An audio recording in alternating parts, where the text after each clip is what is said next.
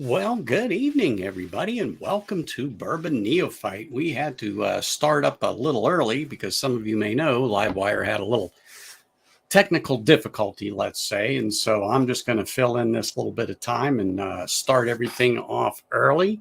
And I'm just going to jump right into it tonight. I'm going to hit a few people here in chat just to say hey, because I saw Brian popped in there. I want to say cheers. Appreciate you, brother, coming over. And Mr. Morgan, again, thank you for the long distance message relay. So I'm going to give you guys a quick story here. My buddy James, he knew that I was waiting for a particular stream to start, which happened to be in the UK. So, of course, I was on Scotch Down Under. While going back and forth doing a few things, I kind of left and just went around, but theirs never popped up that they were on. So you talk about messages. James gets on to Scotch Down Under and puts a message out for me. Hanging AZ sees it. Now remember, Scotch Down Under is in Australia. Hanging AZ sees it. He then is in Arizona and then reaches out to me here in Las Vegas. So I get on Sweet Galen's chat today for their stream over there where James is in the UK. Great bunch of guys. You may have heard me talk about them and give them a plug and stuff on the stream. So it was just funny how it worked out today. And thanks to James, I was able to connect with them, and they are actually going to be on the stream one day. Hopefully we're going to try to work it out in the next couple of weeks. And you know how it goes. I'm available, they're not. They're available, I'm not. But hey, eventually they will be on. But I really want to give a special shout out to James for helping me and pulling this off. And I mean, truly it was great. And it's a funny story, but how small this world is. So a message from the UK to Australia to Arizona to me. Boom, here we are. But anyway, thanks again, James. Really appreciate it. Looking forward to having a great chat with those guys. And I got a special guest tonight here, sitting in the back room. Let me get through the chat a little bit and say, hey, Mike, appreciate you coming in. Thank you very much. Always appreciate you guys. Hey, Corn and Whiskey, cheers, man. Thank you. Thank you. Thank you. Dan, cheers, man. Really appreciate you being here. John, thank you. Thank you. Thank you. Big Vic, you know I did. Just couldn't wait to come on. I knew you'd help me out because you knew I had a guest waiting. Really do appreciate it. Thank you very much. Bourbon Baller, cheers, man. Thank you very much for coming in here. I know it's a hectic night for some of you, and some of you are up late. And I just want to give a special shout out to all my peeps on the East Coast who are hanging in there tonight and with me. And I asked you all earlier, hey, what are you pouring? What do you got? And so somebody reached out to me and said that they had a special drink prepared by their wife, and inside of it was Uncle Nearest. And I went, you know what? I haven't had any Uncle Nearest in a while. So I pulled out one of my bottles of Uncle Nearest. It's their standard expression right here at 93 proof. So I'm pulled that thing out. And just so you know, they do have another one, which I just didn't crack it yet, but it's one of my better ones I like. It's the 100 proofer. And I just haven't opened it yet. But I also have one of these almost 2 years ago. I met the distiller, and I got her to sign a bottle from them. So I keep that in my little curio over there. So I got that. So just want to say cheers. And I'm using my special Golden Glen tonight because you guys may have seen the title to the stream, that it's basically titled Spirits and Leaf. And you've heard me talk about it on Instagram. And I've talked to a bunch of other people about it. And I always get questions, particularly when it comes to pairing bourbon, scotch, or let's just say whiskey in general, with tobacco. Well, I am not a tobacco person. In other words, I don't know enough about that. I don't consider myself a smoker. Have I had the occasional cigar here and there, a pipe here and there? Do I enjoy quality tobaccos from time to time? Absolutely. But I'm not the person to really talk talk about it because I'm still a neophyte. And those of you that know what neophyte is means a beginner. Those of you that may have went to university and joined a fraternity or sorority, they'll get that. Neophyte, generally you are a beginner or AKA a pledge. So you all start somewhere. So Bourbon Neophyte, yeah, that's how I kind of got the name. I just kind of put that together. But anyway, so being that I am new to this venue, I have put out feelers and asked people that I know to join me. And we're going to discuss this a little bit. And tonight's discussion is going to be very general, broad, but I have somebody here that I have been watching his channel for a little bit, and I enjoy him and his wife as they review different tobaccos.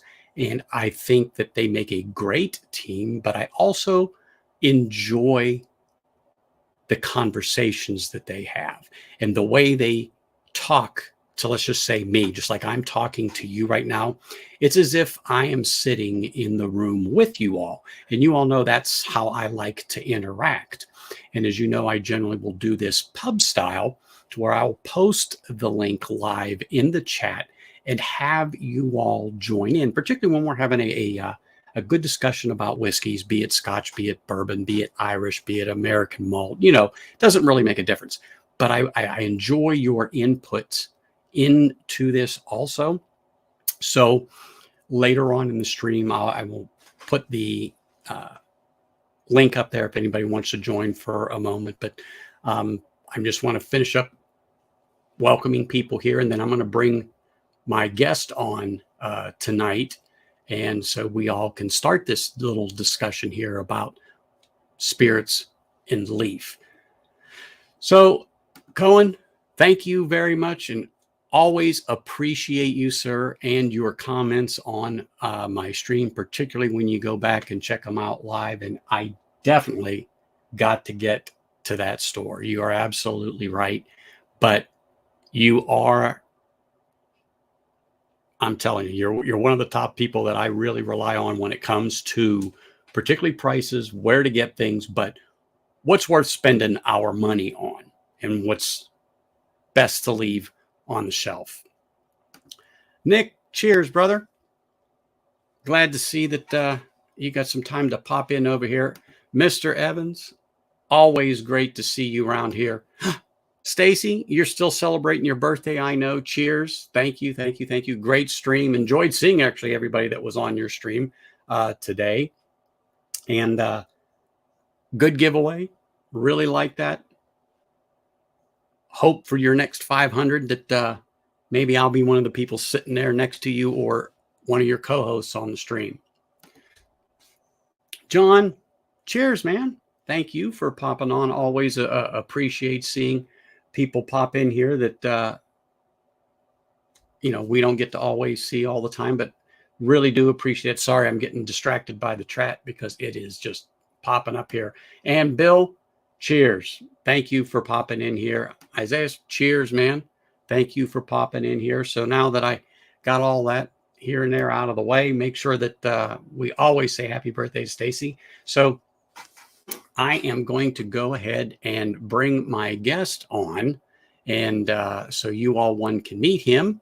And he is the Flat Cap Piper, and he is on the East Coast also. So let me bring him on. Cheers, Raphael. How are you, sir? Hey there. I'm trying to text everybody here on the chat and say cheers, cheers, cheers.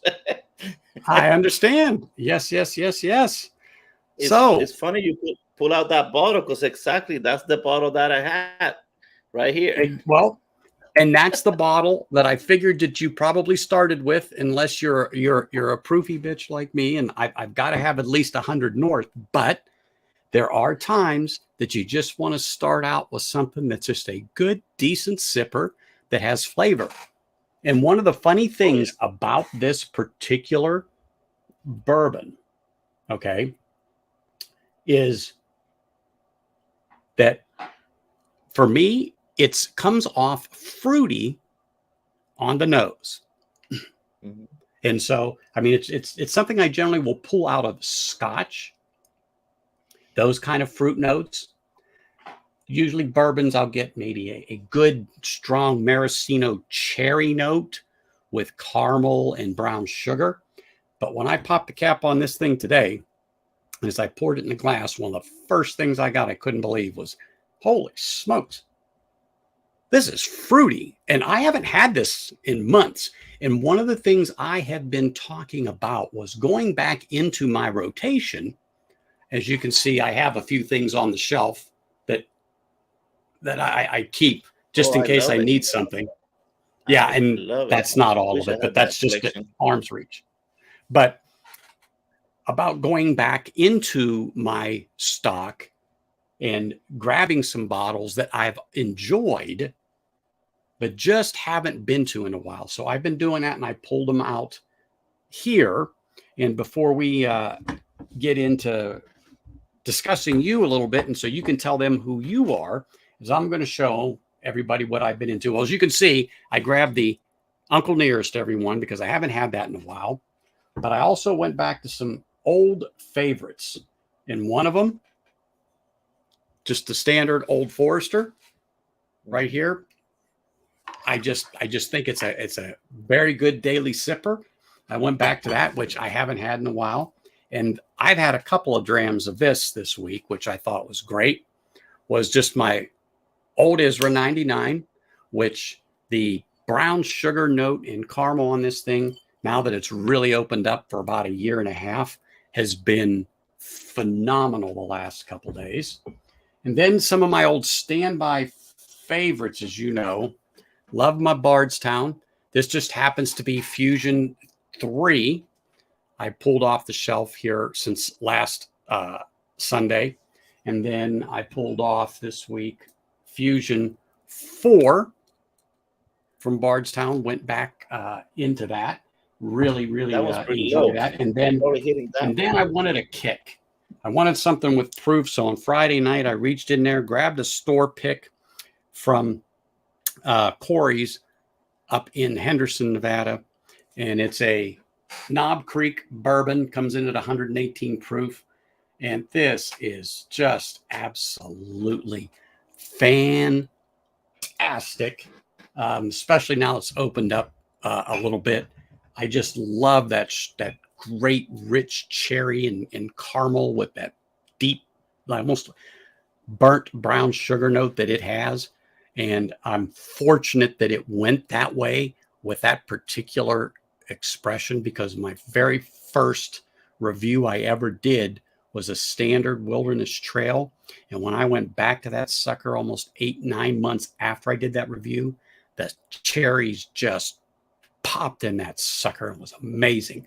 But anyway, let's get back to you, Raphael.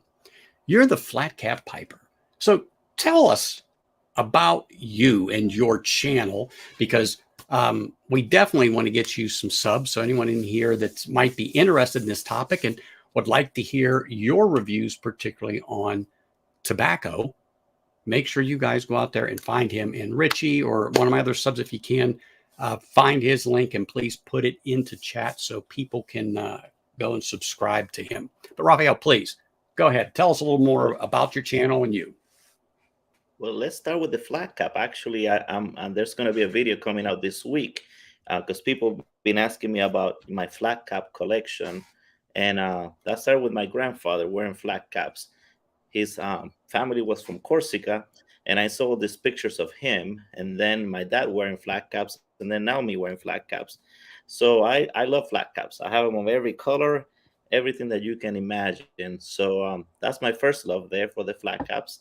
And then, the pipe smoking started because I was living in a town where no one smoked the pipe. I couldn't find a pipe smoker anywhere. So I thought of starting this channel so that I could meet people, through the virtual waves, because definitely I wasn't meeting anybody in the town. And that's how it all started. And then it has evolved from there. I was very lucky to marry a person that loves also the smell of pipe. Mm-hmm. I always tell the story that when we were just kind of boyfriend girlfriend, and I was meeting her. We met after our 50s, so this is not, this was recent. um, I would come to meet her, and she would say, "What's that smell? It's so good," and she liked the smell of pipe, and I'm like, "This is a keeper already. This is a great match right here." And so, of course, then it has evolved in her joining me in the channel, and we doing this together, which is great when you have two people that can share the hobby. So, uh, and yeah, And so it we does review. make it easy. Yeah, it makes it yeah, way easier. She actually loves the smell of pipe tobacco, enjoys smoking a pipe with me. Now we start even doing some cigar reviews. She has liked some of the sweeter types of cigars, so we're going down that line, and it's just been a great adventure. Going to the Mhm. pipe shows and recording them live, going to some of the industries like Sutliff and recording in there. We just have taken the Mhm. hobby and have fun with it. Pretty much, we're just having a lot of fun with it. Well, it's funny. Today, I asked you about the Beast in Cornell and Dill, and you said, "Oh Uh yeah, huh. I just did a video on that." Well, you know what's funny?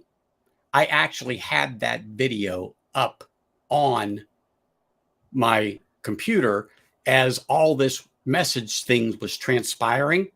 And so, It of was course, I happening. got off of that on there. And so when you were saying that, I was looking, I go, well, I don't see that. And then all of a sudden it dawned on me, I had another tab open, and that was the tab because it was kind of a comical thumbnail, like almost like I call it cartoonish that you had Yeah, on there. yeah. So I actually had it up and was getting ready to watch that when the call came out for me to join the chat at Sweet Galen's. And so it was just funny. I'm like, well, he said he did that. Where is it? And I had Yeah. it up. But anyway, so Very, let me very just ask recent. you.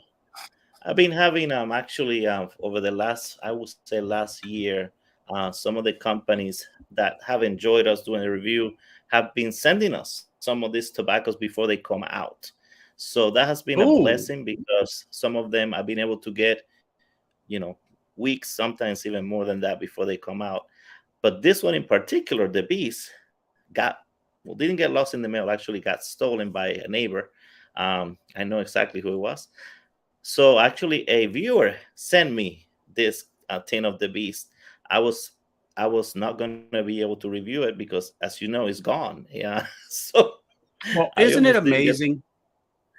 Isn't it amazing at times what some of our subs will do?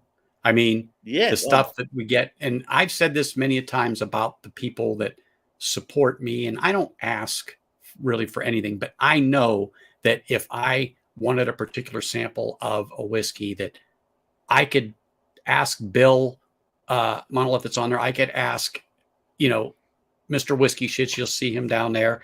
Yeah, I can ask Nick Proman. I can ask Four Leaf Whiskey, which is Stacy. It's her birthday. Hey, you have that? Can I have a happy sample? birthday, And Stacy. there'd be a hand delivery, like bing, Yeah, within the 5 community is days, amazing. give or take, it would be here, especially if I wanted to review it. And then even what happens to me is, and I was just talking about this last week, and I actually moved the box because I have so much. I call it floor whiskey. It's people that have, because I'm in Vegas. This is like a destination place. So when they pop out, hey, I've got something for you. So these are samples. Oh, I see. These are samples, and some of these are from Lithuania, and you're Oh, only going to get them over there. Yeah. that is So so I cool. get stuff from all over to review, and I have the stuff in there, so I can relate to getting stuff, and you go, oh my gosh, this is like, uh, this is great, because you don't expect to get this. So you got that particular tin of Cornell and Dills, the Beast, and I'm going to actually show people what we're talking about because, believe it or not, boom. You were lucky and got one too. There you go. Well, I've got a couple. I this isn't open, and I use jars like this Hmm. to put that in once I open the tin. But anyway, we'll talk about this in a minute. But when he's talking about a tin, he's talking about a tin of tobacco like this, people. And this particular one is a limited edition release called the Beast from a company called Cornell and Dill. So That's what he and I were talking about, and he actually did a review on it. But anyway, so So you're right. The community is great, and I have lost count of the number of times that someone has a tobacco and maybe you don't have it, and you say, "Well, send me that one, and I'll send you something else," and you kind of help each other out because exactly, sometimes you're just unlucky that things just sell out really quick. Exactly. you know what? Exactly with the whiskey community, or whiskey tube is what we call ourselves here. Um, it happens. We can exchange samples all the time. And like I said, being that I'm a destination spot, a lot of people just pop up and do a hand delivery. So it's terrific. It is terrific. And there's tremendously generous people within our community that really help us all out, because there's some whiskeys that I just probably can't get here, or I'm not going to have the opportunity to get it because they're very expensive. But there are people here that have no problem in sending a sample saying, "Oh, Anthony, you have to experience this." And boom, here it is. And so I'll get it. And like I said, and I'll review it. And here is an example of another one that I had gotten from somebody here. And it just happens to be an E.H. Taylor barrel proof batch 11, which is absolutely phenomenal. But Wow. that being said, let me ask you a question, because we Sure. all have this. When you first got into pipe smoking, what did you start with? Because I always get asked this question in general, like, what do I have to have? What's the first thing that, you've got to have? Well, everyone says, well, you got to have a pipe. But does it have to be, and I already know the answer to this, does it have to be an artesian pipe, or can you go and get, and let's use the term drugstore pipe? Does it make that much of a difference? As in, when you're first starting out and building your kit? Yes, yeah, it does make a difference in terms of you don't want to get something completely trash. And when I say that, for example, you have your Missouri your Missouri corn cobs, and those are fine, but there's are some corn cobs that are just not very good. And what And what happens he's is you get frustrated. Go ahead. Yes.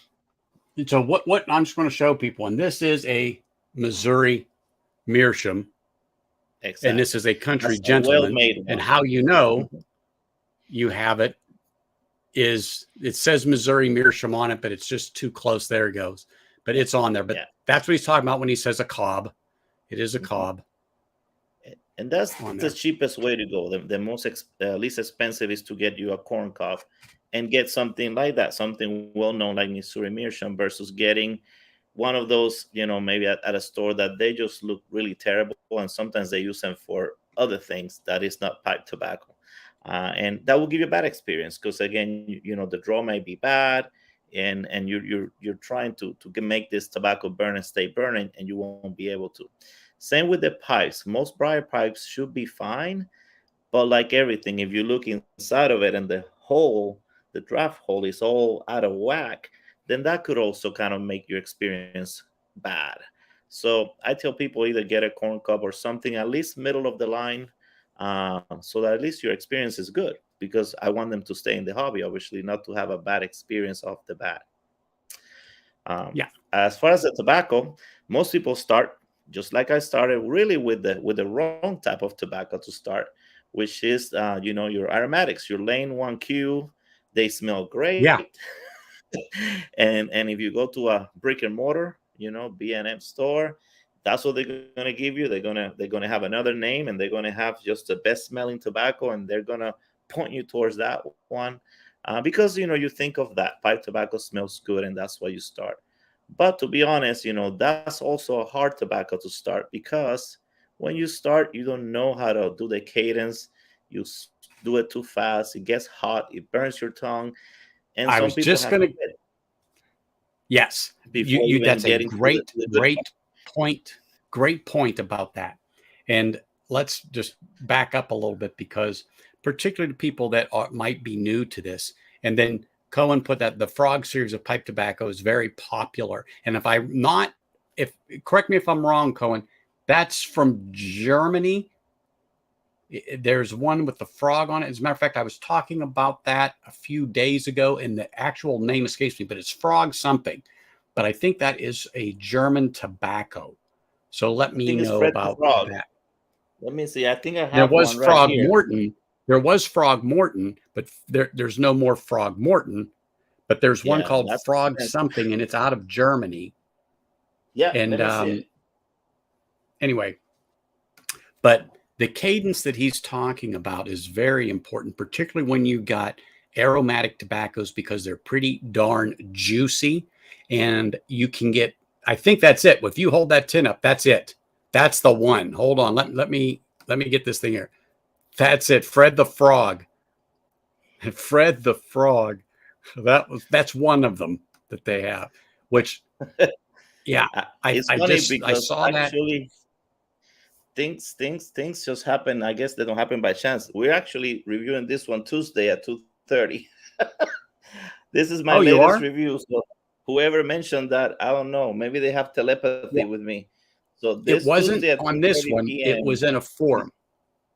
Yeah, it's actually I got it from a viewer from Germany. He sent it to me. He said this you can only get in Germany, and here you go. So Exactly.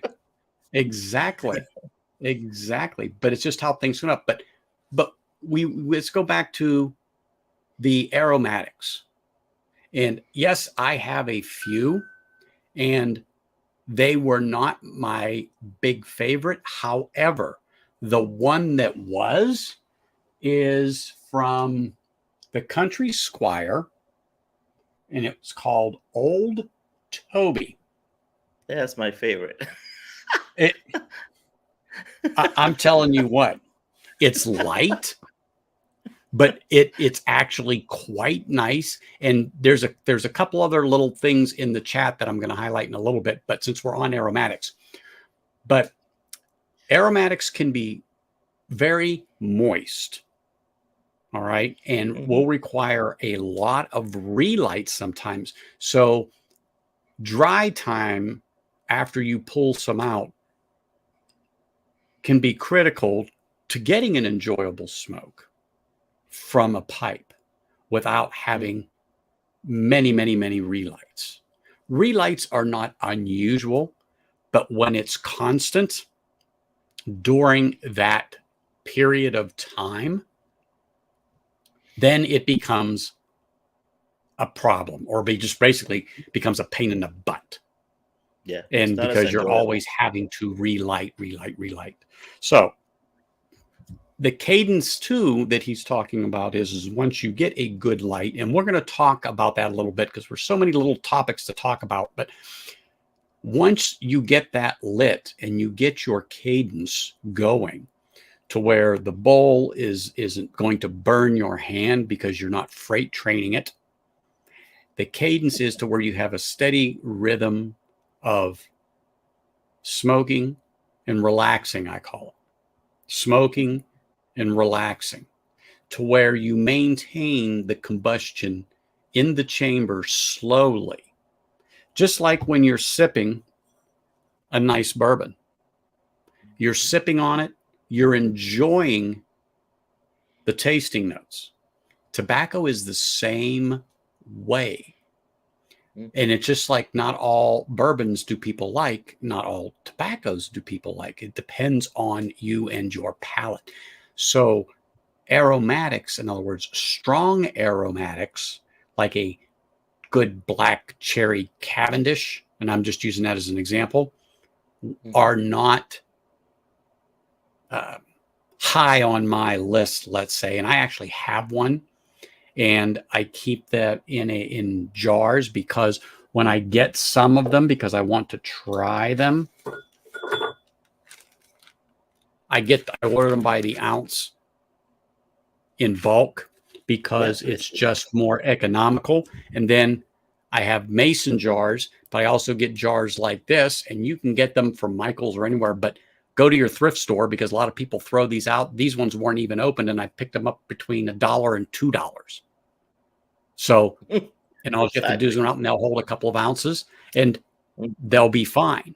So you can be very economical on that. But tobacco isn't for everybody. Tobacco isn't something that everybody is going to like, depending upon the blends. So that's the whole thing. But anyway, sorry, it's easy to take a right turn or a left turn when we get into certain topics, in particular when we're talking about aromatics. But as he said, you just have to be particular, and aromatics sometimes really isn't the first thing you should go to, but it is the first thing that when you buy your first pipe, and we'll say it's a brick and mortar, and you pick up a Stanwell, or you pick up a Savinelli, or you pick up a Rossi, or something like that, that's kind of middle of the road. And when you get into a Stanwell or you get into a Savinelli, that's a higher end, middle of the road, because the briars have to meet a certain quality before they will put them out.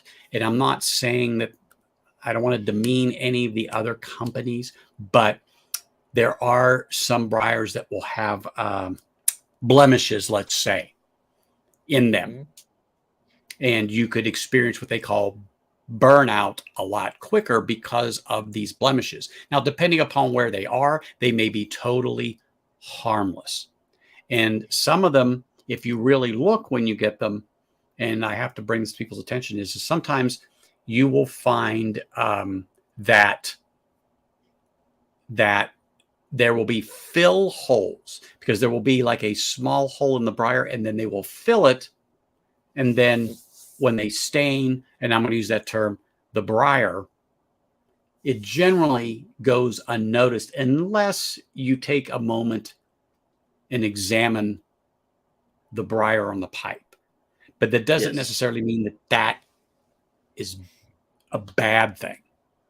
Okay? Doesn't mean that that thing is a bad thing. So that being said, what do you think about the next one? Is what I call is, and many, many, many years ago, I started out on St. Bruno's flake, like 30 years ago. And I haven't touched pipes in almost that long, probably 26 years.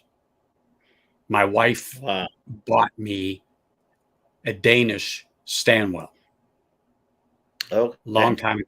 And as you know, that factory closed early to mid 2000s, I think it was. I can't remember. Yeah. Stanwell. Now that's calabash, right? This is like a small, no, it's not really a calabash. It's just a small bent. Yeah. Okay. Just a small bent. That bowl shape reminds me of it. Yeah. This is the Danish style, to have that little bit of a bend and a shorter bowl kind of deal. So yeah. Go ahead. But it's important. Hold on. Mr. Jiggs, cheers, man. Thanks for popping in. Really appreciate you. Sorry. One of the subs are a really good guy, supporter of Whiskey Tube. I always try to say hi to him. I got it. Darrell, cheers, man. Thanks for popping in. Appreciate you. Mr. Reynolds, cheers. Hey, cheers. Anyway, the straight tobaccos, okay? Now, St. Bruno's is an English tobacco, so more likely to have like Latakia, some Virginias in there, maybe some Orientals, could possibly be a touch of Perique. And I know some of the stuff that you and I are talking about, we totally get it. The people that aren't into tobacco or know tobacco are like, what? So we're talking about non-aromatic, no toppings, and think of like a topping on a pizza. Sometimes they will take tobacco and put just regular, like a very, very, very light brown sugar or cane sugar coating. And I'll give you guys a good, for instance, brown sugar flake. Okay. It's a non-aromatic, just came out, but it has a light topping of brown sugar. So just so you guys understand what we're talking about. Yeah, I've been lucky in to be able to get some of these fresh releases, but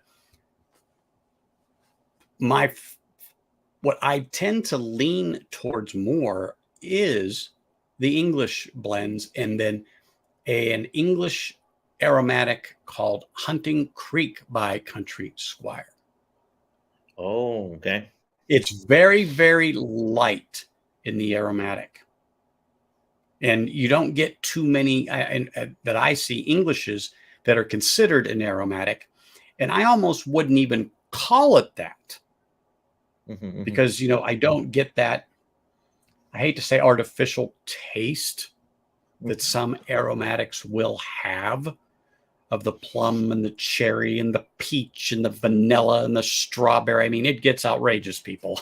Some of the stuff when you really get into aromatics that they have.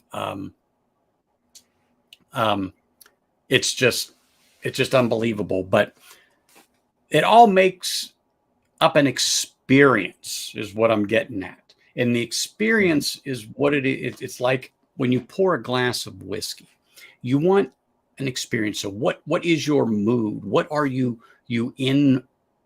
What are you looking for? And you just don't grab.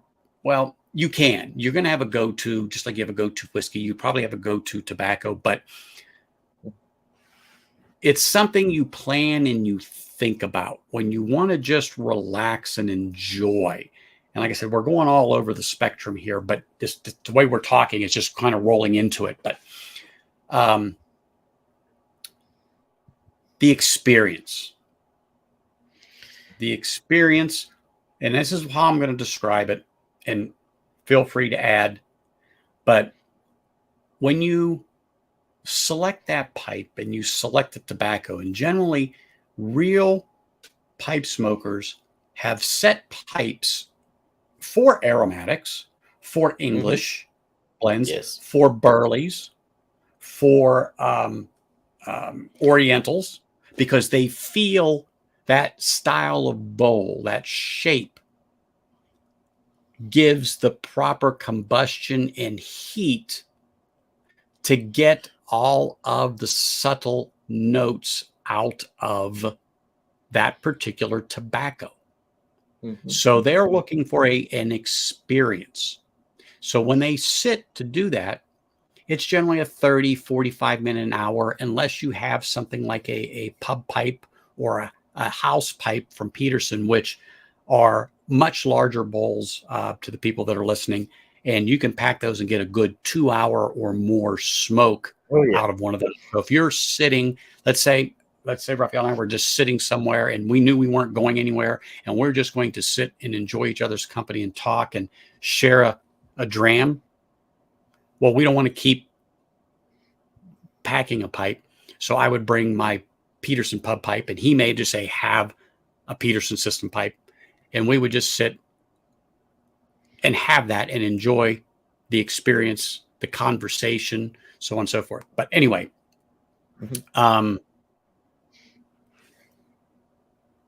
when they generally will sit down with that, and this was a talk I had earlier, is some people actually take them and pair them with coffee, pair them with tea, some of them like water, a malted beverage, beer, let's just say IPA. But where I kind of get some stuff is they talk about this: whiskey, scotch. Yes. And pairing that with them. And one of the things I tell them is it's hard for me to say which one goes because I don't know you and your palate or your taste. And I know this is going to come up, and I'm trying to scan chat, and I haven't seen it yet, but I just caught it down on there from Cohen, was talking about the whiskey pairings with tobacco. And well, today's a great example. I can actually jump in that because when I started with this Uncle Nearest, I started taking it, straight in a little cup, a little smaller than yours, actually, Hmm. because I'm not a bourbon expert like you guys. And so my choice of tobacco was going to be an English tobacco, something that has less sugar content, that's going to be less hot. If you combine, alcohol with high sugar content, you're going to have more chance of getting a tongue bite. At the end, because my mother-in-law is going to be coming soon, I chose Carter Hall, which is something kind of very tame to start off with a Hmm. straight bourbon. And so Okay, that's, I see it that's now. normally what you do Yep. when you want to have, a spirit and you want to have it straight. You don't want to choose these aromatics, things that are going to make it even more hot on your tongue, and therefore it's going to give you a bad experience or tongue bite. Uh, Now, my wife made me this drink, which is that bourbon, guava drink that I told you about. So I already have as my number two. I'm going to switch to a more aromatic because I'm going to have a colder drink, and this is going to be my second tobacco of tonight. It's going to be Taste Hold of on. Temptation. You Hold probably on. have it there too. There you go.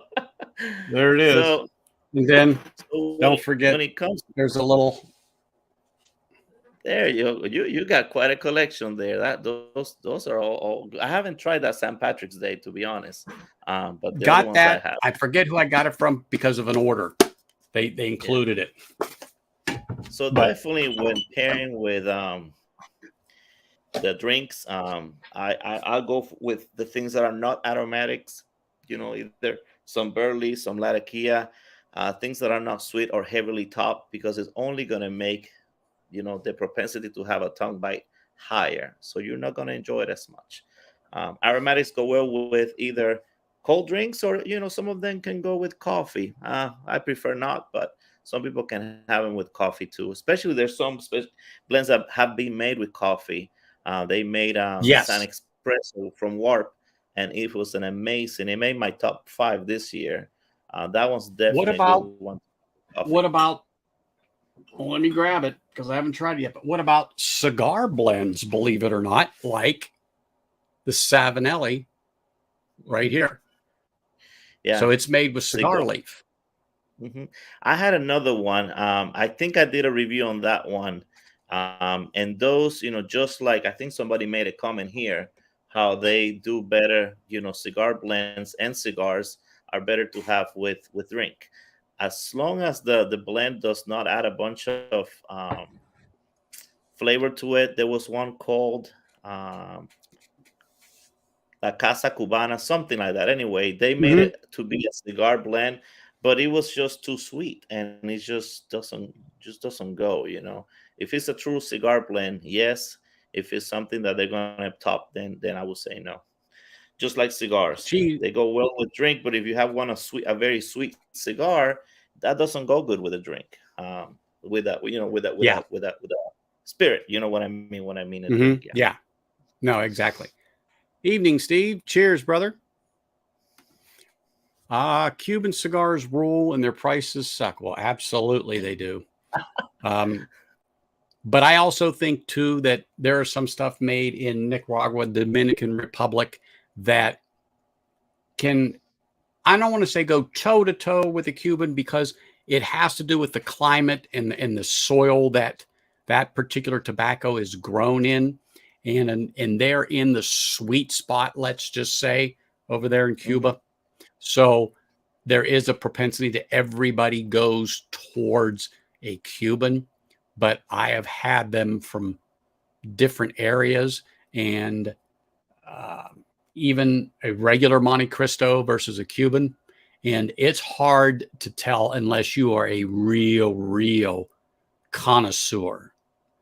Oh, Yeah, I Alex. had one of my best cigars I ever had was a Cohiba Bejique that I got from a patient of mine. And he told me, he said, look, this cigar is special. They made it especially for Fidel Castro. And I didn't know at that time how special it was, but it has been one of the best smokes ever. But I have right here my little humidor, some Nicaraguan ones, and actually some Dominican ones that are Cohiba, not Bejique, Yeah. And let me tell you, they're very close. They're doing a great job. They're doing a great job. Yeah. Like you said, It's maybe an expert can tell the difference, but I think when they're as I good.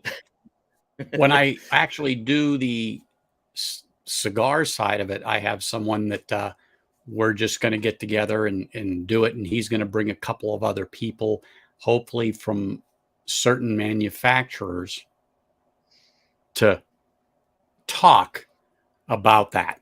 And just what we're saying, how they blend it and what they're going for and what they would recommend that you pair with it. Let's just say a coffee, a beer, or a distilled spirit.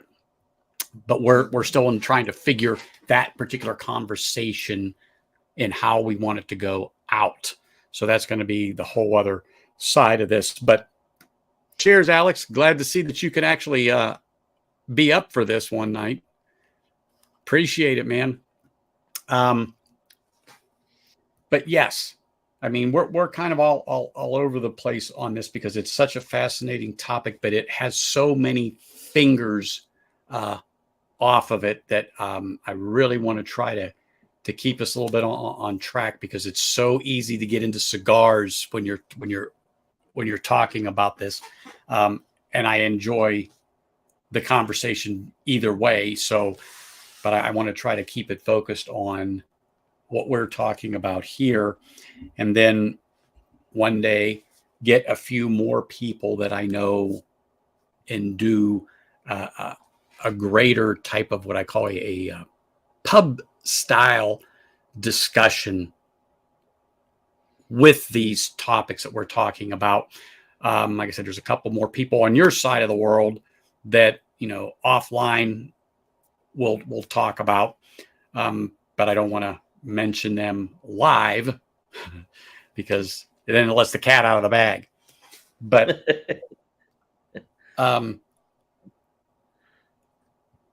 to me, like today, I went out and I got into a little soccer meet, Navy, and that was it's different. I enjoy it, but to me, it seemed to lose its flavor about halfway into the bowl, which I don't know, could have been me. It might have been the coffee in the morning. Who knows? I just don't know. But I packed my pub pipe with it because I really wanted to sit down and explore that particular blend, because I haven't had a real chance to do it. And so I sat down for a couple of hours, and there were very good points and kind of bland points during that particular session. Has anything like that kind of happened to you? I mean, is it something that's not unusual, or is it maybe that it wasn't, how do I say it? It's either too dry, too wet, as somebody new trying to kind of walk down this road and stumble a bit, is that an unusual thing? No, it's very common, and actually, whether you are at, the humidity, and what's around you. Like for example, you can have a blend that it was probably the best blend you ever had, and it was because you were out and about and people were barbecuing, and just the whole smells and the heat just made that blend very, very, very enjoyable. Where you have that blend in another place, maybe inside of the house, or I smoke a lot of inside, and it's just not the same. So sometimes, yeah, humidity has a lot to do with it, wherever you're at. So there's a lot of factors. That's why I tell people, don't give up. Maybe a blend didn't taste that good in that particular area. Smoke it somewhere else or with a different drink, and you might enjoy it better. Yeah. Well, I agree. And you know what? This is something else too. What I'm hearing, and I'm trying to remember the particular blend. Cohen just jogged my memory, because he talked about rum right there. When he said rum, that triggered something in there. And it was a few days ago. And I actually made a note on it, a post it, because I thought it was interesting, because I've always wanted to get a few bottles of quality rum. And when I say rum, I'm not talking Captain Morgan's. It has its place in a Coke, but I don't drink mixed drinks. But I'm talking like Foursquare, a real, I call it a real good rum. And I've had a few from them where I've gotten samples, and I was like, wow, this is not Captain Morgan's. That's for sure. But anyway, and have you had Donku? Donku is a good rum. So that, Don. but the tobaccos really are accented by the rum. And I'm gonna have to go back and look at some of these different things I was watching, go through my history and see what sparks my memory and go, oh, I think it was this one, and watch it, because I just remembered when he said rum, and I'm like, I lost my note. It was on a Post-it, so it probably I probably accidentally threw it away, getting stuff off the back porch. So anyway, Well, sorry, just a tangent because Colin said rum. Yeah, some of the tobaccos that I've enjoyed the most actually are the ones that have been, in bourbon barrels.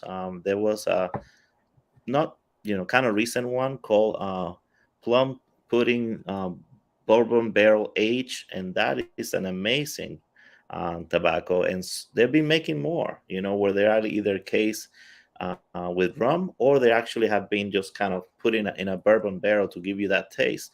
And like you were talking about Frogmorton. What made Frogmorton Cellar such an amazing popular tobacco, which they don't make anymore, but the tins can cost up to $100, is because that had that little spirit quality to it. When you open that tin and you smell that, it is just heaven. And after that, just the smoke is amazing. So that combination, if they do it well, it can make the pipe tobacco one of the best that you ever smoke, for sure. And well, he also, Cohen brings up another thing. There are people that, I call them purists, will only use a match, not only to light their cigar, but to light their pipe. Others will use a Zippo on both and don't have a problem with the taste of a Zippo lighter fluid. Others won't touch a Zippo. It has to be butane, and it has to be a soft flame. So you can do both. You can have a match, you see, that looks like a lighter and looks like a match, and that way you get the best of both worlds. My wife got this and she loves it. But there are people that that swear by either or. In other words, only a match. Others use it's a wick. Was it a linen wick, something like that they light and then light their pipe? And I was like, what? But they have a holder and has like a linen wick or a wick for like a candle. I know it's not, but it's something along that line. And they will only use that. Like I said, there are people that are very, very regimented in their pipe smoking experience. And I'm new to this, and I'm just reading this in different forums and what they talk about. And I'm like, what are you talking about? Because I don't know. The big thing is you don't want to ruin your pipe. And, if you have a nice pipe, like this pipe that's made by a nice artisan, you don't want to try to char the tip of it with a lighter right to it. So, people try to get a soft flame or use a match because you want to keep your pipe nice. And, again, it's just a way to kind of not ruin your pipe. People that don't know, I had someone learning, and while they learn, they completely damaged the lid of the pipe. On my first pipe they just left it that my wife bought me, I have that charring around the edge, but that's also one I didn't know what I was doing. And two, I had some cake buildup. So I recently, a few months back, cleaned it out, reamed it a little bit, got rid of it, and you can get rid of some of that on the pipe itself. But that darkening will be there. So like on some of my cobs, it's not evident. You might just catch a whiff on some of it. And don't take this wrong way. I don't care about these. You know, Exactly. yeah, I'm not worried about that, because when you get them,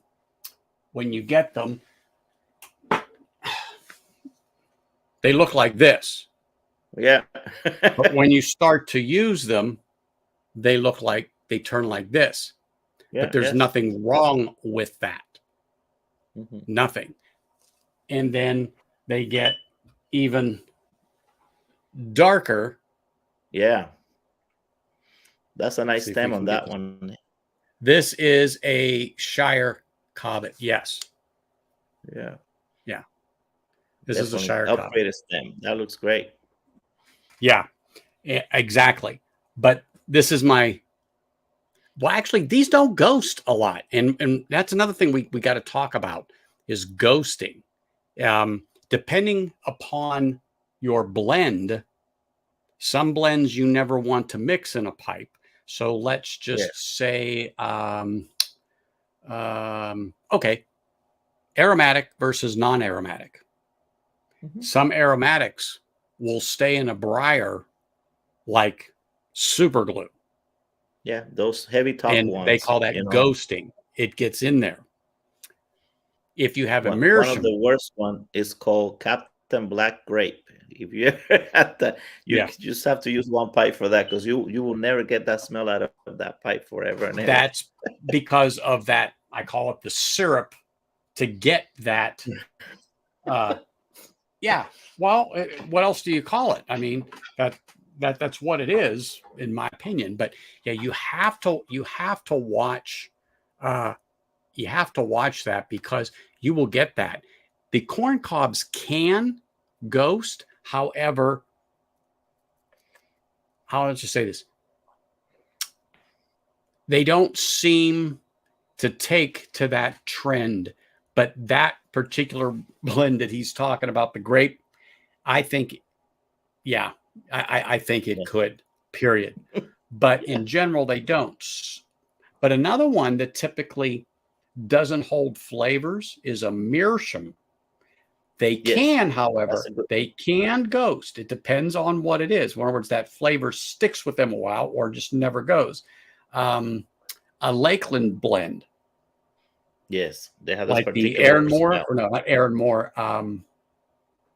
Arendelle. I get them confused too. It's an E, and I could see it's kind of got a greenish tinge. It's kind of got a greenish tinge on the tin, but anyway, yeah, that is a totally different blend. Even though there's no topping or anything like that on it, it's the type of tobacco. And don't quote me on the topping, but I don't think there is in that. But that one can leave a distinct flavor within your pipe. So you want to watch. So that's why I was saying some people prefer Burleys in a bent bulldog. Some people prefer Virginias in a straight billiard. Some people want Cavendish in a like a stovepipe or a nose warmer. You know, there's particular bowls that they like particular leaf in. So it makes a difference, and that's the only thing they'll put in there. And in my Peterson system pub pipe, I only put in non-aromatics, particularly English straight Virginias, Virginia Periques. You know, nothing with an aromatic. And to my knowledge, right now, nothing with a topping. Yeah. But toppings don't generally concern me. It's the aromatic. If it's an aromatic, it will never see that. But generally, that is going to be for English blends or straight Virginias, something along that line, or a Cavendish that doesn't have anything on it. Straight Burley, you can keep. That is an acquired taste for sure, but Burley in itself mixed with other things can be fabulous. I would Can just be to keep it fabulous. simple. I would have pipes just for things that have latakia, and don't mix that with anything with any topping or aromatics. And definitely have pipes for your sweet tooth aromatics.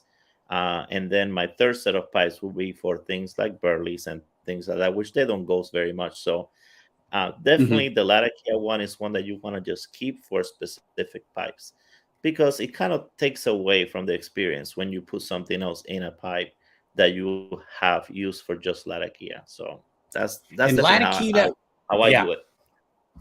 and Latakia on itself is an interesting um, tobacco, and Oh, but because of the way it is, let's use the term processed, a lot of the nicotine comes out, and a lot of people think that let's talk about that. A lot of people think that pipe tobaccos, even in well, they don't think about too much about cigars, but they don't think pipe tobacco has a lot of nicotine.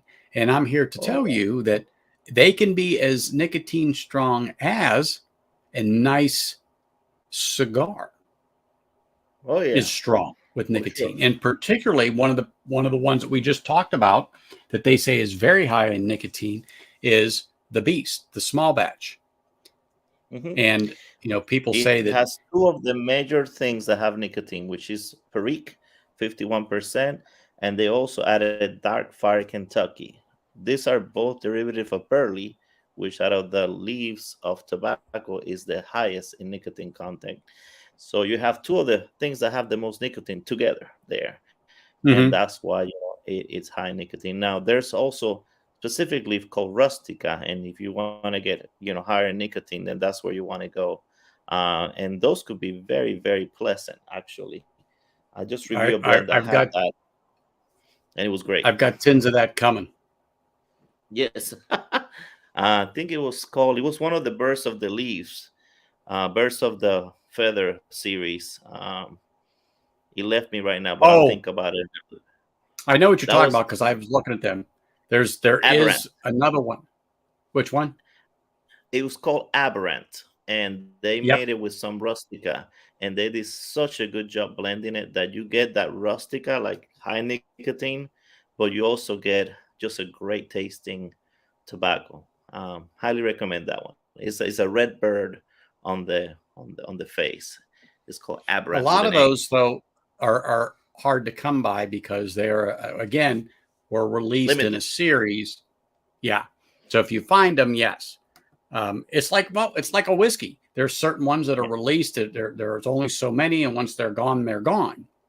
Mhm. Sometimes they sit on the shelf, but then once people start buying, they're like, "Oh, this is good. This is good. This is good." The next thing you know, bing, bing, bing, it's gone. So, Or somebody case does a in review on point. them and said that it's good, and then everybody Well, buys it case off. in point. This is this is Yeah. um, this is still available, but it's selling out now. Hmm, The hmm. Geometry by GLPs, I did that and one I I don't think know 2 if weeks you've ago, what's that? and I did that one about 2 weeks ago, Yeah, and yeah, yeah. it's gonna be selling out soon if you don't get it. Yeah. It exactly. And now I'm looking here for a second. Okay, this is here. This is here. I want to. Oh, here it is, right in front of my nose. So this though is not a leaf. Now this is a part that I had cut off.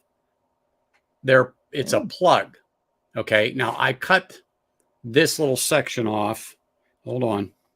I'll show them what I mean. It's almost, if any of you've had parents, grandparents, or whatever that uh, enjoyed plug chewing tobacco, and if you could remember that and what it looked like, hold on. Well, I can tell you that that's what this looks like. And you must cut it and then rub it out. It has the most fruity, like raisin and plum and fig notes that you could Get your sharp imagine. knife for that. Yeah, Sharp knife for sure. but I mean, it's like you want to just take a bite out of this thing Yeah, because it really that's what my reminds you wife of, says. She wants to eat it all the time. She's like, "Oh man, yeah, this it I reminds want you to of take a bite of." a cookie. I'm sorry, but it really does. And then I put all the accoutrements back in until I put it in its jar. And then when they actually come, a tin, this one isn't open, but this is how they're sealed. So I'm not going to open this thing anytime soon. And Right. I might open it in a year or 2 years or 5 years or 10 years.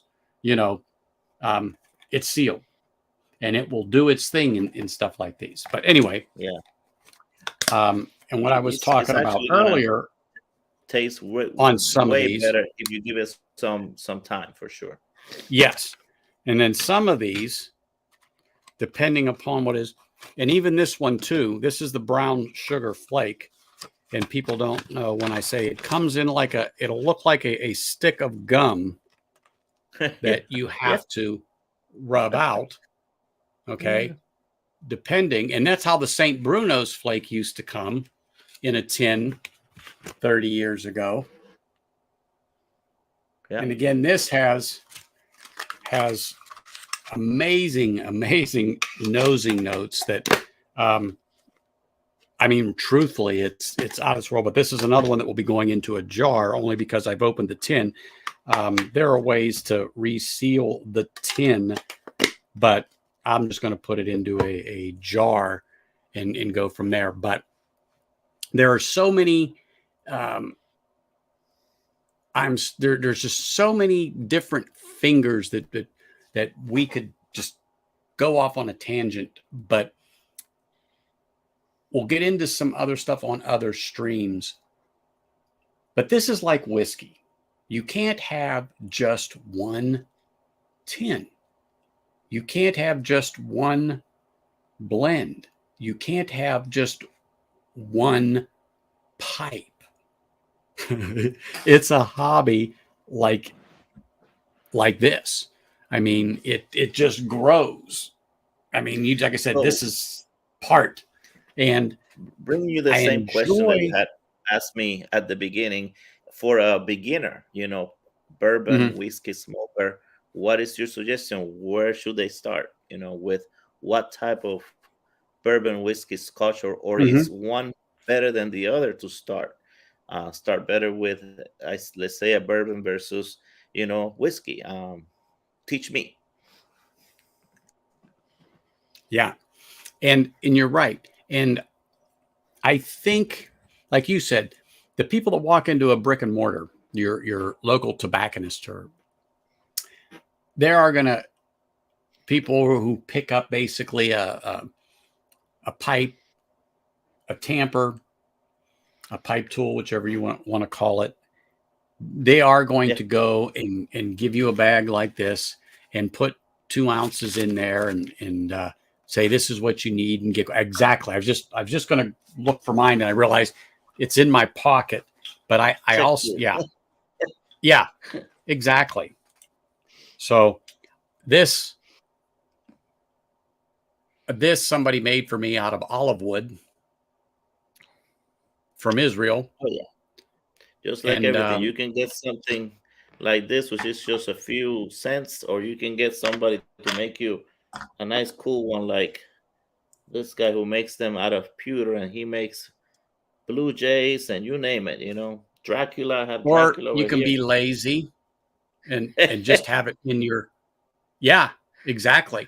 Now I've seen some of those at 30, 50, $75 getting into different tampers, but or you can Oh be yeah, lazy and just take this with you. yeah. So that way you have your soft flame lighter and one of these and The away you Swiss go. Army But knife of the lighters, well, for sure. people have asked me, well, I don't have a good tamper. And I'll go, well, do you have a Swiss Army knife or a pocket knife? Well, yeah. Okay. There's your tamper. You could if you're in a pinch, break off a branch. You can use that from a tree because if you're in the woods, they're all over the ground. Or, Like or, I or a said, tee. If you're tampers a can be golfer, anything. just use a golfing A tee. Those golf are tee, those are yeah, a golf great tee. tampers. People have told me about that. But there's so many different things. But for a beginner, getting Um, I would say, yes, if you're going to get an aromatic, fine. But I would get one that more or less has a topping of like a brown sugar or a cane sugar or something like that. That's not black cherry or powerful grape, because you're not going to get the tobacco experience. If you want fruity frou-frou, well then okay, fine. But chances are you're going to ruin that pipe with that soup because it will ghost. Early My morning opinion. pipe is a good one. I recommend to start off, and it's easier to get. And then you can move from that one to nightcap. Let me help people out so Those they are know. winners. Yeah, That's what he's talking that's about. Early morning pipe. It's an English blend, but but light. it's nice.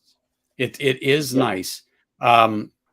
It is delicately flavored, very, very light, but it's Orientals, Virginias.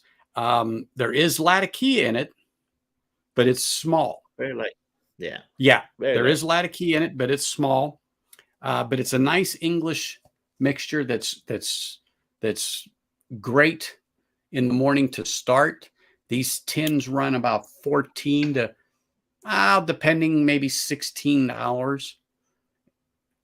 It just depends on where you go. They don't come in bulk, but it's a nice one to have. Another one that I think is nice in the evening. Yeah. Perfect. Peterson Night. And this is what you're seeing are some of the first ones I picked up in 20 plus years. So this was another one for the evening. And then another one I like. That's a good one. Peterson, My And Mixture those last 965. two that you mentioned are perfect for people that are trying to pair with some whiskey or some bourbon. They That are. nightcap is a good one. This is perfect for morning, noon, or night. It's all around, my opinion. Okay. This, just because it says nightcap, if you want it at 6 a.m., it's okay. But you will find there are certain tobaccos to start your day, to be involved in your day, and then to close the day, just like there are whiskeys you might start out on and then end the night with something else, because generally you're going to start low and work yourself up. But then once you get to a certain point, you want to bring yourself down because you don't want all the nicotine or anything else like that. Some people it doesn't affect, but these three are great for starters. And then if you really want to try something that definitely has a little bit of a topping. Oops, let me turn it around. This is not bad. So like I said, I generally go more towards English and non-aromatic. I don't mind a slight topping, but I am not a connoisseur. I am not a diehard every day, every week pipe smoker or anything like that. But I enjoy spirits with tobacco. I think it's an excellent, excellent pairing, is one of the reasons why I wanted to talk about this subject, but also start this series with these conversations with people, but also to let you all know that there are many people out there in YouTube, and it's called the YouTube Pipe Community, YTPC, and that discuss this stuff, that talk about it as passionately as we do here on Whiskey Tube when it comes to talking about pairing whiskeys with what you're having for dinner. If you're having a good porterhouse or T-bone steak, you want a Port Charlotte 10, because that sweet peat and that meat just boom. Go perfect. Dunhill blends. Oh, tell them about Dunhill blends and why So you yeah, don't. Go you ahead. don't see them anymore, but actually the Peterson, like the ones that he was showing them, they got the exact same formula. So it's basically the same. You're smoking the same thing, and people that have smoked them, they can tell there's no difference. So that used to be Dunhill, nine. Tobacco. Yeah, it's just the Peterson took over, and they haven't actually put all of the old blends into the rotation, but they have done some of the most popular ones. So you're not Yeah. missing out by just having the Peterson type. Yeah. Elizabethan mixture was a famous one, um, and they remade it, and it's they're all the same. They're really all the same. I want to Yeah. make sure Well, that before I leave, I get yep. from you and everybody here some tips for me, because as I know a lot about pipe tobacco, but very little about bourbons and whiskey. So I wanted you guys' Well, recommendation well, on you know what? where to You've start. actually come to the right group of people. That's for sure. Because we always can tell you what we recommend, but it's going to be you ultimately that has to decide. But everybody has different tastes or has different, how to put, needs, wants, or whatever. But the first one you got is the Uncle Nearest. So Tennessee whiskey is different than Kentucky whiskey Okay. because Tennessee has a specific process called the Lincoln County process. And they have to produce whiskey a certain way. And that's just my analogy because it can only be produced that way in Tennessee. That's what they're famous for. So that being said, and this particular brand that you have, that Uncle Nearest, him and Jack Daniels, and think of the time when Jack Daniels was making that whiskey. It was very, very, well, it was unheard of for a friendship of that nature between Uncle Nearest and Jack Daniels, because at the time of slavery, there was a separation. Okay. But Okay. Uncle Nearest and Jack Daniels became good friends. And I'm paraphrasing the story.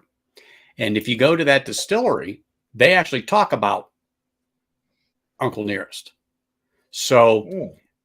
but Uncle Nearest is probably the person that is credited or should be credited for bringing that process to Tennessee because it wasn't founded in the States. It came from overseas, that process. So if you ever go to that distillery,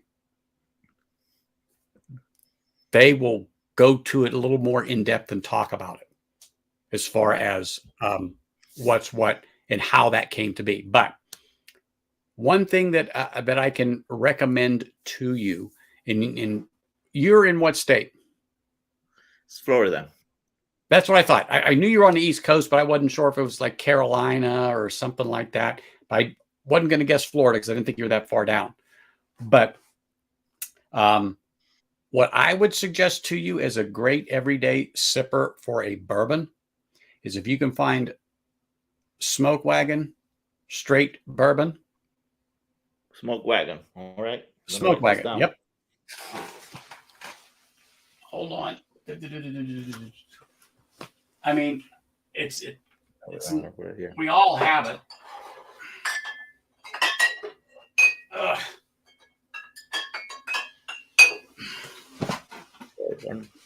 But I would definitely, it's 92, 93 proof. I think it's 92. Hold on. Oh, 92.5. I was close. 92.5. It's made here in Las Vegas. About 35 bucks a Wagon. bottle. And it's a great daily sipper. High rye. Can't go wrong with it. My opinion. Can't go wrong. It's a great sipper. They also have one that's a small batch. That's about I do believe it's 100 proof. Yes, it's 100 proof. It's really, really good thing for you to partake in. Got it. If you I'm can writing down my find, phone so I remember. yeah, if you can find anything from Bardstown, particularly that just came out called their Origin series, and there's one Okay. in particular. There's one in particular that just came out. It's a weeded one that everyone tells me is phenomenal if you can find it. If you can Okay. find it, but yeah, it's their Origin series, and it's going to be a regular thing out there right now because it's new. People are on it like white on rice because it's the latest thing. It's basically like the brown sugar flake. It came out, people heard about it, and they flocked to it. And then another person that's on your end of the world and in your area is another channel called Whiskey Encore. All right. Encore. Okay. Whiskey Encore. And he does late night because he's a musician. So he's on a little later, but he's in your neck of the woods. You Okay. can go and find him on YouTube and watch his thing, slap him a sub. And when you go on, you can tell him I sent you. He may like you, he may not. I'm kidding because you know me, but great guy. Just it's a pub style thing. You know, you can pop on and chat. And it's like we tell everybody, don't be afraid to ask questions. No question is dumb. You don't know. You don't know. That's one thing about this community, like I've seen in the YouTube pipe community, is ask the questions. We're happy to help you and guide you. Ultimately, you make the choice. You know, you do what you want to do, but we love, to chat about whiskey, just like you Yeah, love to get into discussions on pipe. for sure. Oh I gosh, see some Cohen. some Yeah. recommendations there on the chat. So I'm doing Oh yeah. screenshots. So thank you, Jack, and anybody else. If you have a recommendation, just put it there in the chat, and I'll just screenshot it. That way, I have So some choices. MGP is a distilling company out of Indiana. It's not a Okay. particular name of a bourbon that Jack is talking about. Um, Okay. that Smoke Wagon is MGP juice out of Indiana. Oh, okay. Yeah. Yeah. It's good. It's MGP out of there. It's aged though here. So they buy it there. It's shipped here and he ages it here to give it that kick that he wants. And you can go on Instagram and put in Smoke Wagon Distillery here in Las Vegas and boom, you will see them actually making the blends, giving you the bottle. In other words, batch 185 or 200, I forget what they're on now, of certain ones. And you will know exactly what's coming out and when. And they're just That's like awesome. 8 miles from me, maybe 10, That's by the awesome. way that crow flies, where they're Hey, talking where about Las they're Vegas, you know that the pipe shows are happening there. I yes, went to the it's one October. not and there's gonna be one in October, coming up. So definitely in your necks of the woods, to Oh have yeah, you I gone to plan the on pipe show there? I'm gonna try to get to that because that's Palace Station, I do believe, Yes. and that's just a little off the strip, but I know exactly where it is on Sahara, if I Yes. remember correctly. I avoid the strip like the plague. I did 20 plus years working in the casinos on the strip, and I just recently got out of there for sanity reasons. But um, Well, yeah, this is well, just right off the you do strip, it so and long, they did a you great job just last year, and I'm sure they're gonna do a great job next year. did you go last year? Yes, yes, we actually taped it and everything. So if you go to the channel, there's a whole live taping, like you've been there. I just started from the beginning and did a whole went table by table, so you could see, what the show is about. So you Yeah. can see it's definitely worth it. Oh yeah, I'm gonna go.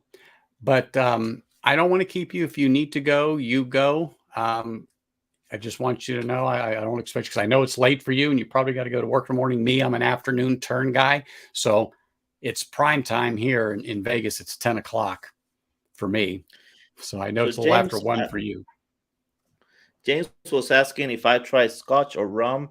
James, I'm more of a rum person. I'm actually originally from Puerto Rico, so lots of rum, especially Bacardi, Don Q, and Castillo, and things having to do with rum. They do a lot of rum and coconut um, juice there, and that's one of the mixtures, and of course all the little rum kind of inventions that they do. And when it comes to Scotch, no, I am very very new when it comes to Scotch. Actually, bourbon, any other whiskey, any of the other ones. That's what I'm trying to learn. Pretty much was brought on rum. Everything else is new. Well, I can tell you this. I know you have my email.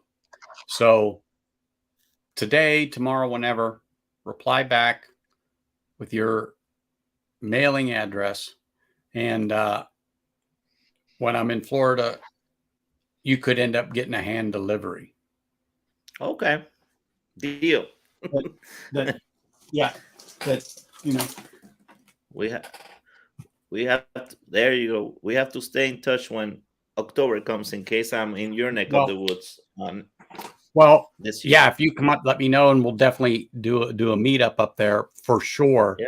But yeah, we exchange samples within this community. Like I said, they're really good. But since you said you're getting into some scotches, and like I said, you can't see them, but I've got between this shelf here, the one here, up there, you can't see it.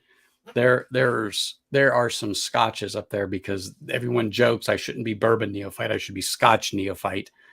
But because Scotch actually was my first love 30 plus years ago, I kind of got away from it and then rediscovered bourbon, 4 or 5 years ago, got back into it, and then the hook was set. And the rest is history.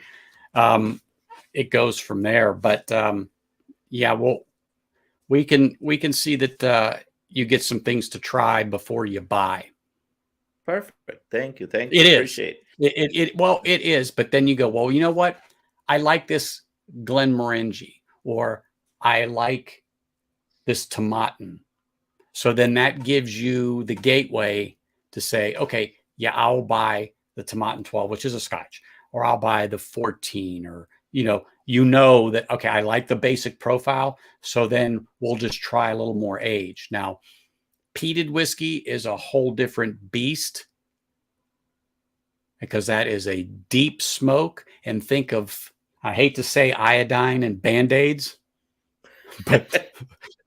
but honestly, that's the taste that you will first get. So you're either going to love it or hate it with a passion. So I would not give you something like an Ardbeg or a Lafroig or even my Lagavulin. But there are some out there that have a hint, a wisp of peat that's very light, like a Compass Box blend. Okay. But it's very fruity. Yeah, Orchard House. There's several, but again, well, like I said, somebody like me, or I'm going to use Cohen since he's chatting with us a lot. So particularly when it comes to peat, you need to be guided, and it needs to be explained to you. And what I'm saying is to help you move on down that line. And the reason why I said that is because I knew he would pop in there. Whiskey Uncentered. Yeah. Band-Aids and hate. That's how he described his first experience with peat. And let me just say this.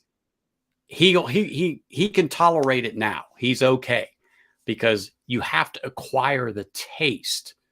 And once you get the taste and you understand the taste, the only thing you get is barbecue sweetness, if that makes sense to you. So deep, rich smoke, barbecue. And some people say it's like eating a campfire.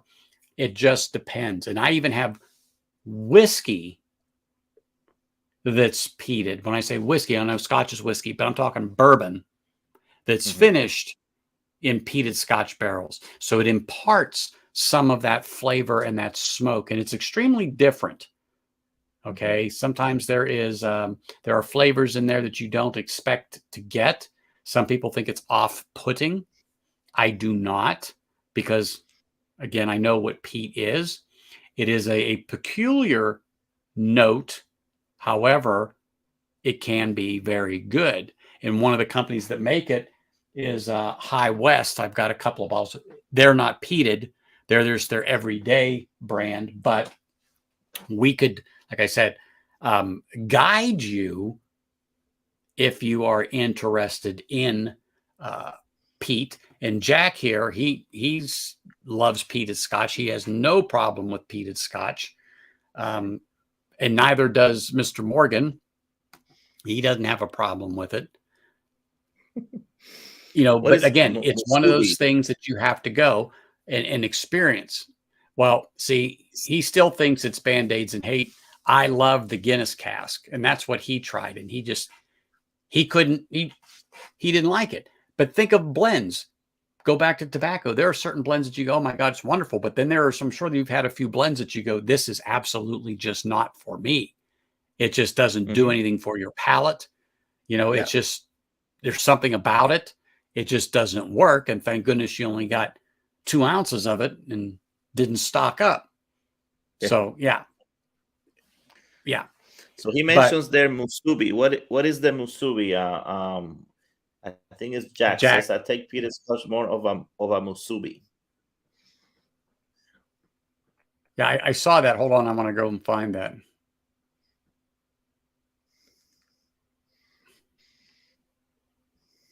There we go. Boom. So what are you referring to with that, Jack? It sounds Japanese to me, musubi.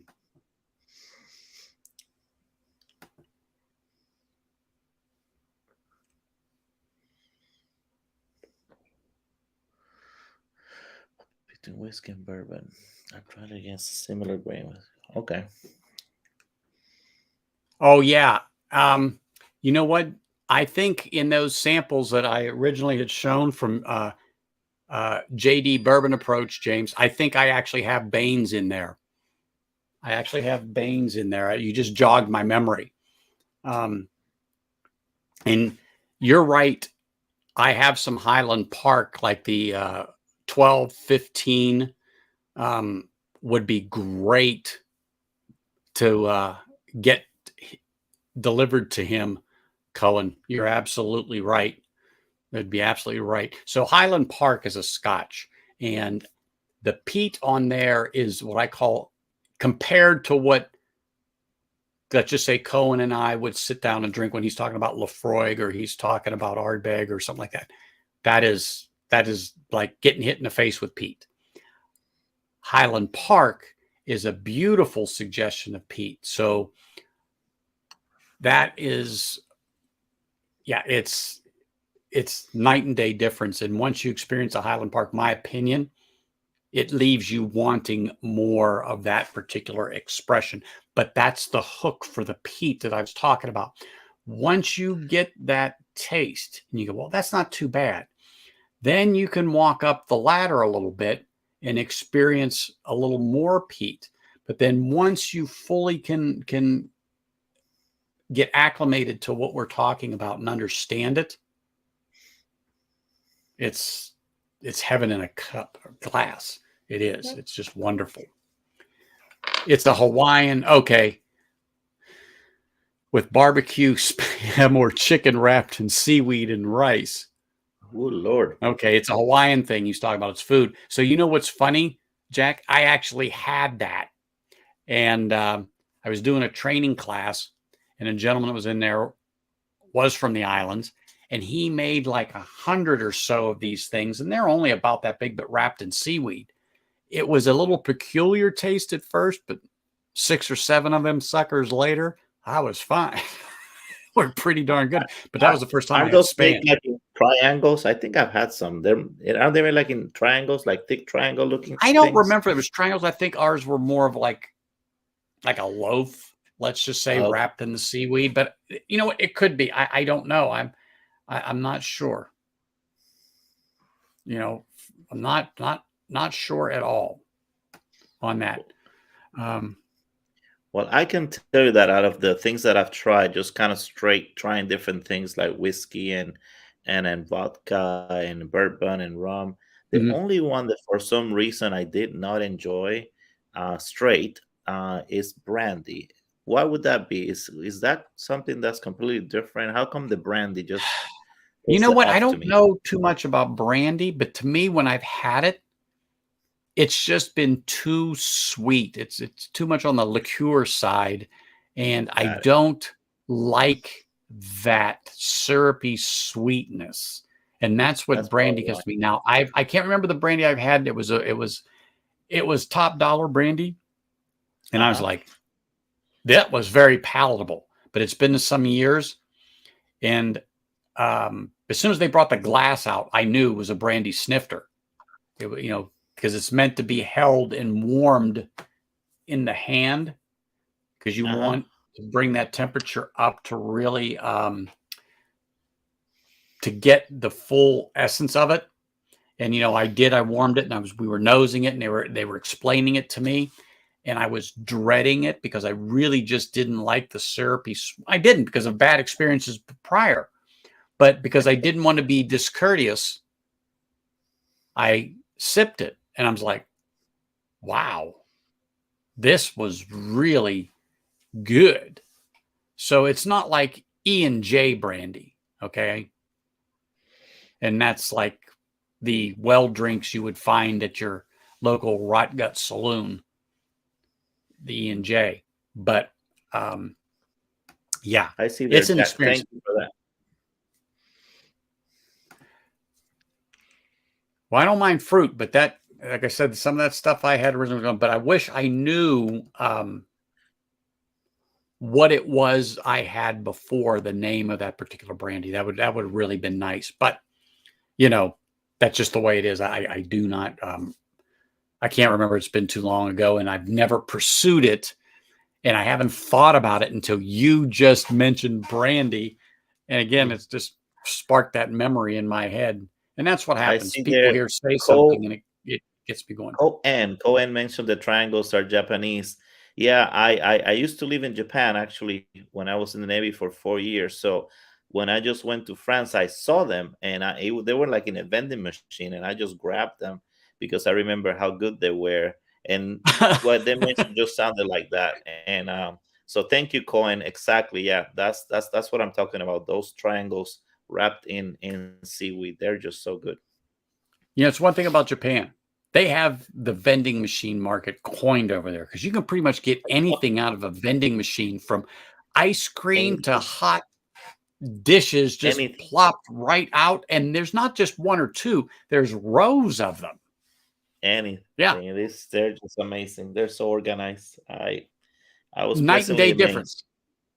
Yeah. Yeah, my dad, who he was in the army, and he was way back when they brainwashed him with bad things about Japanese.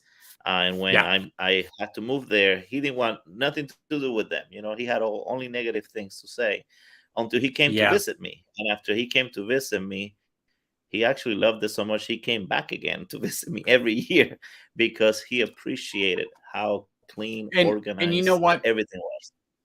I have met people with that because of their experiences during World War II. And one of Yeah, them were survivors of the Bataan Death March. So you can understand a little bit why they had disdain. yeah, yeah, Yeah, yeah. He had exactly. it. Exactly. It took a lot to change his mind because he was Exactly. not going to have it. Yes. Well, Yeah, hey, he knew what it was back then. But when you say, Dad, that was 50 years ago, blah, blah, blah, blah, blah, the 60s, it's not the same. You need to see. Yeah. And that changes a lot of people's perspective. But some, took that to their grave because, to what they experienced and what had happened to them, that was an abomination, which it was. yeah. No one's, yeah, it was terrible. But anyway, Yeah, that was just that. But do me a JAC favor. says he was a CB. So hey Yeah, he was. JC, I was just going to say that. that's Yes, great. he I When was. I was in a hand clinic, I worked in the hand clinic there in Portsmouth, Virginia. We had a lot of CBs patients because I guess you guys get hurt a lot in your hands, and so we had a lot of you guys. I treated many with hand injuries. So shout out Yes, you to guys you. get hurt a lot. Thanks for your service. Uh, okay, four square 14 touchstone. That's the one that I just seen, Cohen. As in, I got to see a bottle. I knew it was a four square, but I couldn't remember exactly what it was. And I do believe I saw that liquor lineup about 2 weeks ago, and that's the latest one out. And I've had a couple tastes, not that one, but before that, and that's what made me go, "Wow, that's different." It wasn't. It wasn't what I was expecting out of um, rum. It just wasn't. It was actually quite exceptional. Quite exceptional. That's for sure. Do me a favor, Raphael. Just sit right there. What I'm going to No, do is I'm gonna end the stream, and I want everyone to how do I say this? Ask more questions. On this particular topic. What are some of the things that you want to hear, particularly? And I'm going to use Flat Cap Piper here while we got him.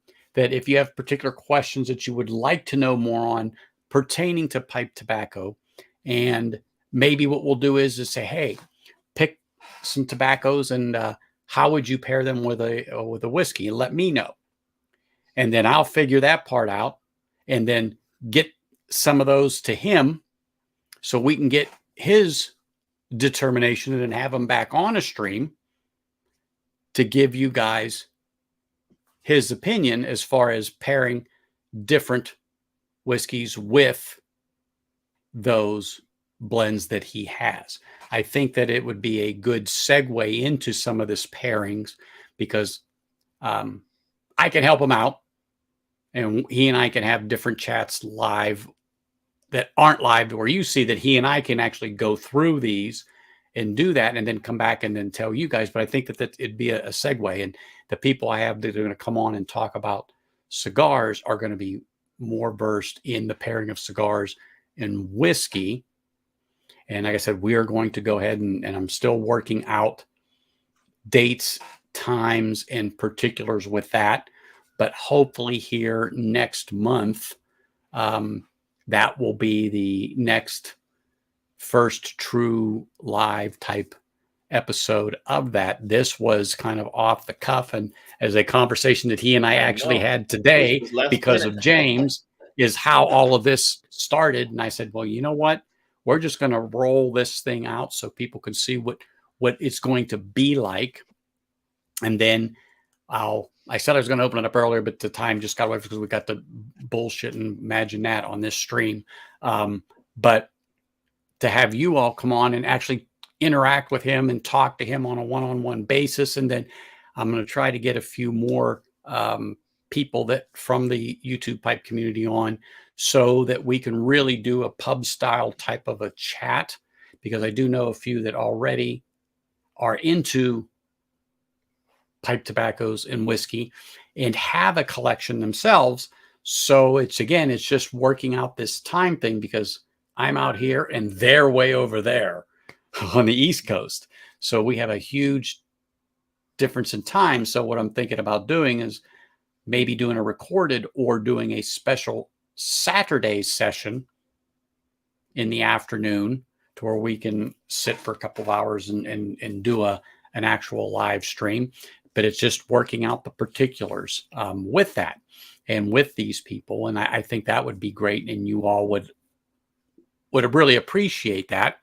And we'll just see where this goes, because I think this is a discussion that needs to happen. And this has been an active discussion, even though we kind of were all over the map a little bit here tonight. But the conversation was great. The company was great.